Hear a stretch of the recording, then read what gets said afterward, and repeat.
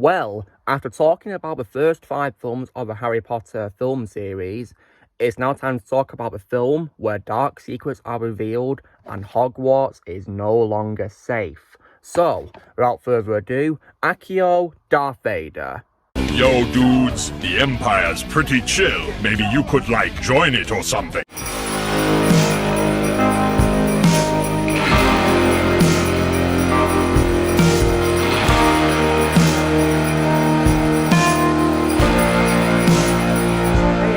Lucimus Prime here, so it's time for the next review in the film series of Harry Potter, which I'm going to be reviewing, and today, guys, I'm going to be reviewing what is, of course, the 6th installment of the film series based on the book of the same name from 2005 by J.K. Rowling, and this movie, of course, is none other than 2009's Harry Potter and the Half-Blood Prince, directed by David Yates. And also, guys, once again, I am not alone for this review because joining me to review it is my very good friend X-Play, so I'm going to let him share his thoughts on the film first. So, without further ado, take it away, X-Plays.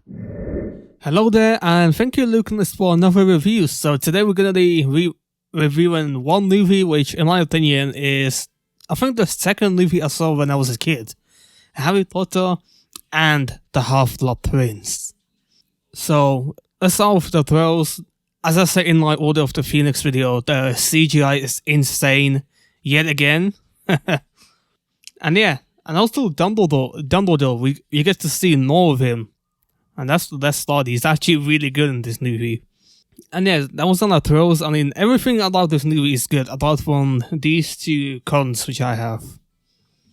So let's start off with my first con. Dumbledore's death. I was very saddened when I first actually saw this. Seeing Harry's guardian, die. I was like, oh my goodness. And also this movie also doesn't make you hate Snape just a little bit though. Snape is awesome, and Alan Rickman, rest in peace, he did a really good job. And yes, so that's my takes. Thank you, Lucas, and continue. Alright, so it's my turn to talk about this movie. So, now, how did this film get made? So, the film, of course, continues on from Order of the Phoenix, which we already talked about. Filming, of course, began on the 24th of September 2007, which led to the film's worldwide cinematic release on the 15th of July 2009. With an estimated budget of $250 million, it is one of the most expensive films ever made, and the most expensive film in the film series. The film premiered in London on the 7th of July 2009 and was released theatrically worldwide on July 15th. And was simultaneously released in regular cinemas and in IMAX 3D everywhere except in North America, where its IMAX release was delayed by 2 weeks. The film was a major commercial success, breaking a record for the biggest single-day worldwide gross. In 5 days, the film made $394 million, breaking the record for the highest 5-day worldwide gross. With a total gross of $934 million, it was once the 8th highest grossing movie of all time, and the 2nd highest grossing film of 2009, besides a very infamous film which I think is extremely overrated, being Avatar. But we're not going to talk about that, screw that movie. So, this film received positive reviews, with praise for the story, emotional weight, the cinematography, and performances. It was even nominated at the 82nd Academy Awards for Best Cinematography, and also have a 63rd British Academy Film Award for Best Special Visual Effects and Best Production Design. So, what is this movie about, guys? So, as Death Eaters wreak havoc in both Muggle and Wizard worlds, Hogwarts is no longer a safe haven for students. Though Harry suspects there are new dangers lurking within the castle walls, Dumbledore is more intent than ever on preparing the young wizard for a final battle with Voldemort. Meanwhile, teenage hormones run rampant through Hogwarts, presenting a different sort of danger. Love may be in the air, but tragedy looms, and Hogwarts may never be the same again.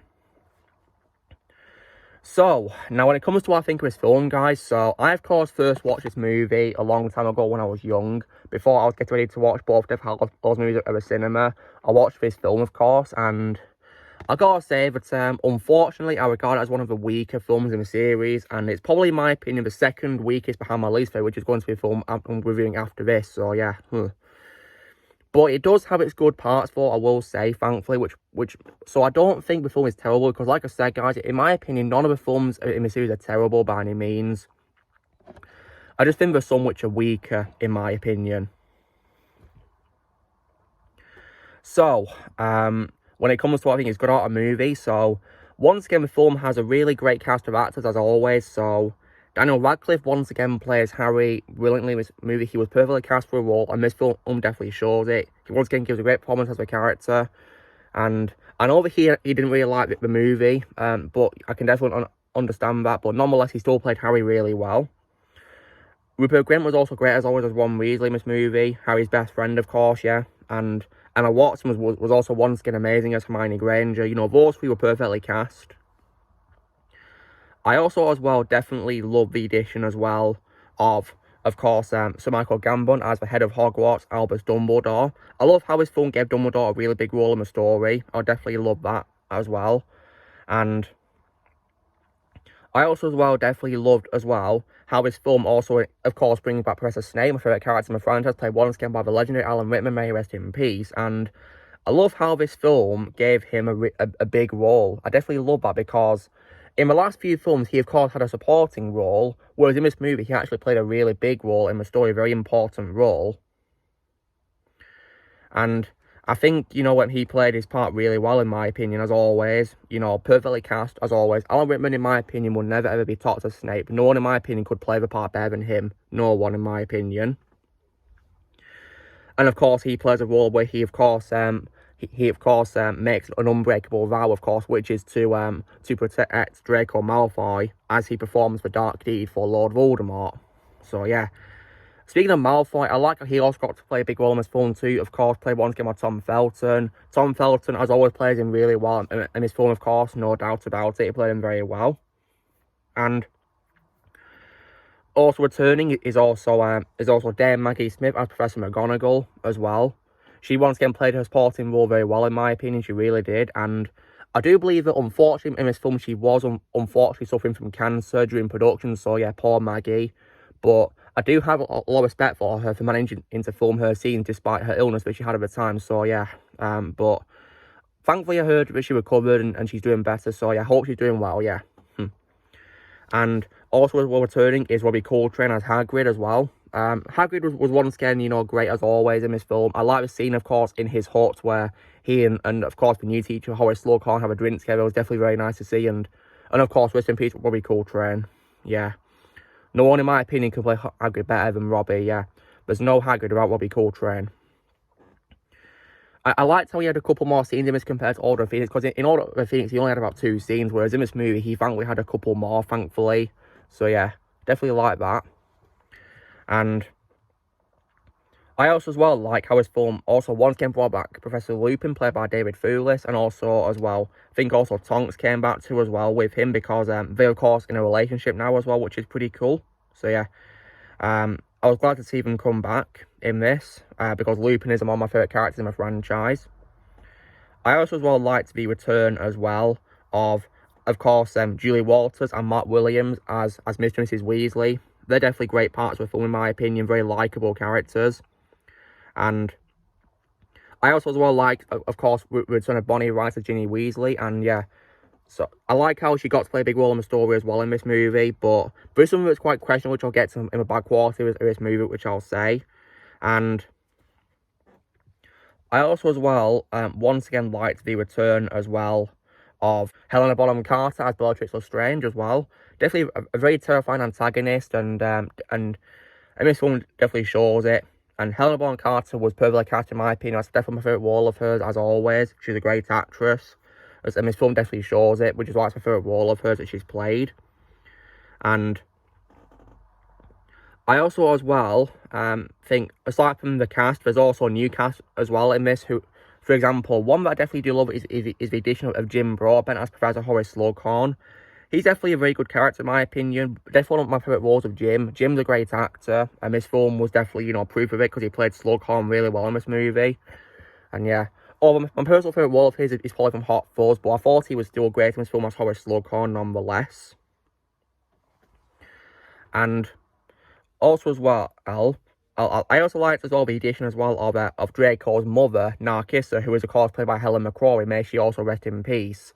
And she was originally going to play Bellatrix in Order of Phoenix, but of course she had to back out because she was pregnant, but instead, however, they decided to cast her as Bellatrix's sister, Narcissa, which is pretty cool. So I like how he brought her back in a different role, because I definitely think she was a big part of the cast, a great actress in these films, as Narcissa, absolutely. And speaking of the Malfoys, we even got a pretty cool cameo appearance by Jason Isaacs as Lucius, who appears in a newspaper cameo, which is pretty nice to see as well.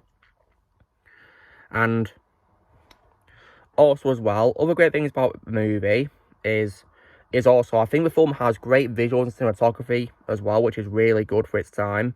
And this is why I didn't really mind how it took them 2 years to release this after, of course, the release of Order of Phoenix. I mean, because I heard that apparently that Warner Bros. Received death threats due to a delay, and I'm thinking, really? That's a bit ridiculous, isn't it? Stupid move. Like, it's just a movie. It's not the end of the world if we're going to delay it, is it? And yeah, with this film, the visuals were definitely very great to see in this. And I also as well definitely think this film is definitely where the franchise definitely goes dark a lot more, because Hogwarts is of course no longer safe, and it's pretty frightening really, actually, how dark it gets, really. I mean, the opening is also especially dark because, you know how Warner Bros. And Harry Potter logo appears in the sky? Well, this time it's in a storm, which is definitely, you know, very sad to see. We even as well get to see, like, a flashback to just after the events of Sirius Black's death and Ministry of Magic as well, which is also very sad to see as well. And, which is, of course, definitely a very sad way to start a movie. And the film also has very good action scenes as well, for what it's worth as well. For example, the film begins with Death Eaters, of course, attacking Diagon Alley, and it's with, of course, kidnap Mr. Ollivander from his wand shop as well, so you poor Mr. Ollivander. We'd, of course, get the revelation that it's him that got kidnapped, of course, in the next movie. And in addition as well, we also got a pretty good fight scene as well, of course, at the Burrows, which is, of course, the Weasley's home as well, which was also good to see as well. Definitely very suspenseful as well, because of the fire as well, yeah. Definitely, it was also a very sad moment to see the house being set on fire as well, but, of course, in the next film, however, the fire was, of course, put out, thankfully. So, yeah, the house wasn't completely lost. And in addition as well, other great things as well is also, once again, the film, in my opinion, has also great music as well, which is composed once again by Nicholas Hooper, as well as including his themes from Order of Phoenix. I like how he actually included, you know, a sample of John Williams' Harry Potter theme, you know, Hedwig's theme, literally the same composition as John Williams did it in this film, which was pretty good. So I like how we got some nice, you know, callbacks to John Williams' days of composing Harry Potter music. And when it comes as well to the scenes, there's also other suspenseful scenes. One in particular that I definitely like is also, I like the Quidditch scenes as well, because I definitely love the Quidditch scenes in this franchise. I like how it came back in this movie, and I like how we did something new with Quidditch by giving focus to Ron this time as well, because the first 3 Quidditch scenes, of course, and the first 3 films, of course, focused on Harry, but I love how in this film, of course, Ron actually joins the Quidditch team, and as, you know, the keeper, and he actually, you know, proved to be really good in the match as well, yeah. And I like how the match took place in the snow as well, which was definitely very nice to see. So I definitely like how they did something new with weather as well, which was really good to see. And also as well, other great things about a movie is definitely, it also has some suspenseful moments too. For example, I've already talked about, of course, the attack on Diagon Alley at the beginning of a movie, but I definitely as well like the scene where Dumbledore and Harry go to the cave to find, of course, the locket, which is, you know, which they, of course, think is a Horcrux, because we get to know more about Voldemort in this film, guys, because while he doesn't appear properly, we get to see him in flashbacks where he's Tom Riddle, and it's revealed, of course, that he's transferred his soul into 7 Horcruxes. So they need to destroy the Horcruxes to defeat Voldemort. That's the way they're going to defeat Voldemort in this. And the locket is one of them. One of the Horcruxes is also, of course, revealed to be Tom Riddle's diary from the Chamber of Secrets, which is really cool. So I love how we got a nice callback to that movie, and it helps tie the franchise together, which was really good. And the scene in the cave is also very suspenseful and pretty scary too, especially because of those creatures in the water. Goodness me, they were pretty frightening, weren't they? Oh, goodness me. Yeah. But I did love how Dumbledore saved the day by, you know, casting his fire spell, which was really good to see as well. And also as well, other great things in this film. Now, one other highlight of this film is probably, in my opinion, the ending as well, because the ending is probably one of the most heartbreaking endings I've ever seen in cinematic history, because at the end of the movie, of course, Dumbledore tells Harry to go after they return to the Astronomy Tower, and that's, of course, where Draco arrives to perform the Dark Deed, which, of course, is where he's going to kill Dumbledore. And he says, oh no, he's got to kill him, otherwise Voldemort will kill Draco. And then, of course, the other Death Eaters arrive, because Malfoy has set up a vanishing cabinet in the room, of course, which will allow the Death Eaters to enter Hogwarts from the Borgin and Burke shop in Knockturn Alley. And then, once they arrive, of course, they confront Dumbledore. And then, however, Snape, arrives.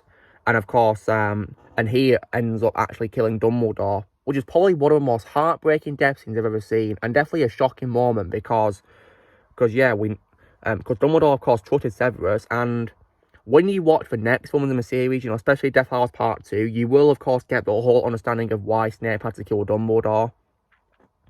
And I think the scene where Snape, of course, speaks to Dumbledore before he and Harry, of course, go to a cave, I think that was probably, off screen, their conversation saying that, the time has come for, Snape to kill Dumbledore. Which I think, so yeah, as implied. Because, yeah. And, of course, you will know about this in the Death Hallows Part 2. Then at the end of the movie, as well, the Death Eaters, then, of course, they smash up Hogwarts, and then, of course, they retreat. And we also get the plot twist where it's revealed, of course, that all this time Snape is the Half-Blood Prince, because during Harry's first potion lesson with Slughorn, who's the new potions teacher at Hogwarts, he, of course, receives a textbook, and that scene, of course, where Harry and Ron are, like, fighting over which textbook to get, because one which is damaged and one which is in great condition, is probably an example of a saying of don't judge a book by its cover, because the book that Harry gets, which of course is the damaged one, actually has the right, recipes to do the potions, whereas of course the others are all the wrong ones. And the book says it's a property of Half-Blood Prince, and Harry of course uses it to perform the right potion, and which is of course the Draught of Living Death, and he of course gets the reward, which is a small portion of Liquid Luck. And of course, the book is a property of Half-Blood Prince, and at the end of the movie, we get revealed that all this time, it was Snape. He's a Half-Blood Prince, so yeah. So that's why I love how this film gave Snape the most focus, as of course the title character, which is pretty cool. So yeah, so Harry and Snape are both the title characters. And the ending as well, especially when everyone at Hogwarts finds Dumbledore's body after he's fallen from the tower, is also very sad to see as well, very emotional. Then they respectfully, of course, wave their wands in the air to get rid of a dark mark in the sky. And then, at the end of the movie as well, Harry discovers that the locket is fake, and that someone with the initials RAB has stolen a real one.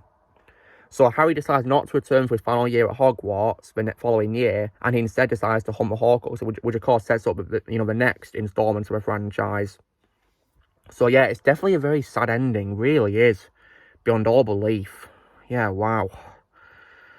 Yeah, it's definitely a very sad ending in my opinion. Yeah, Dumbledore of course dying, and yeah, and the music score on that scene is also definitely a highlight because of how heartbreaking it sounds. Goodness me.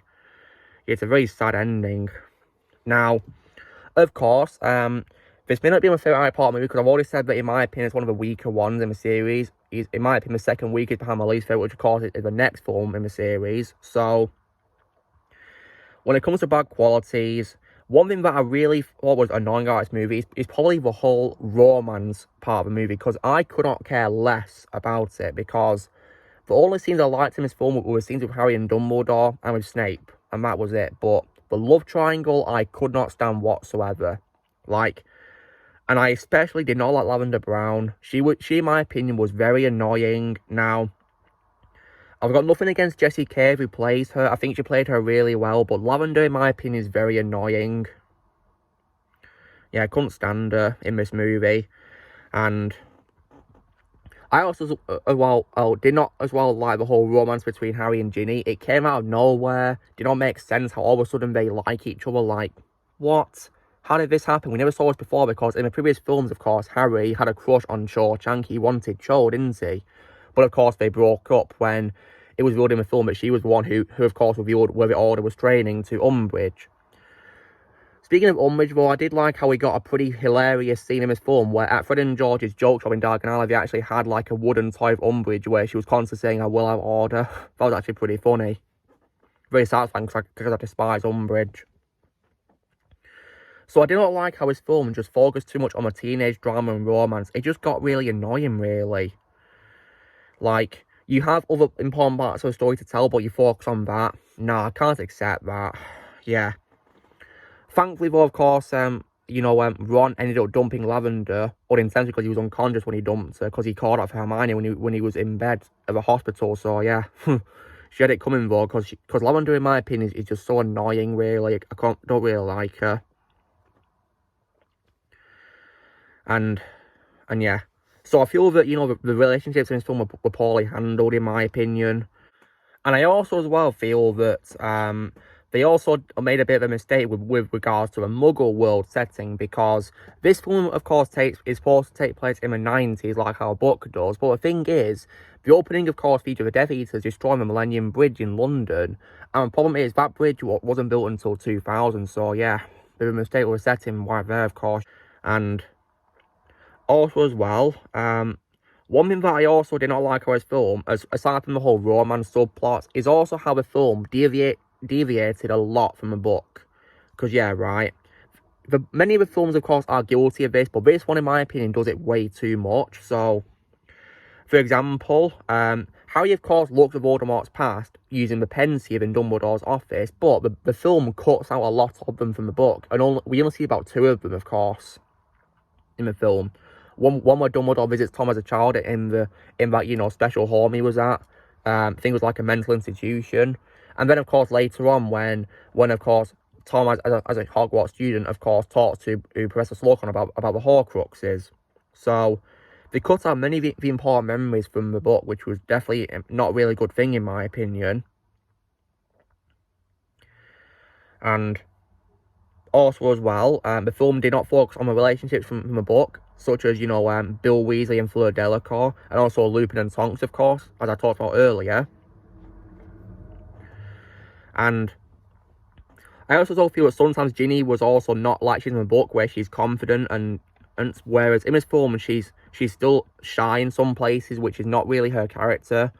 I think in the scene where she yells "shut it" to the Quidditch players during their training session was probably the closest we'll get to a proper Ginny portrayal, I guess, in the film. And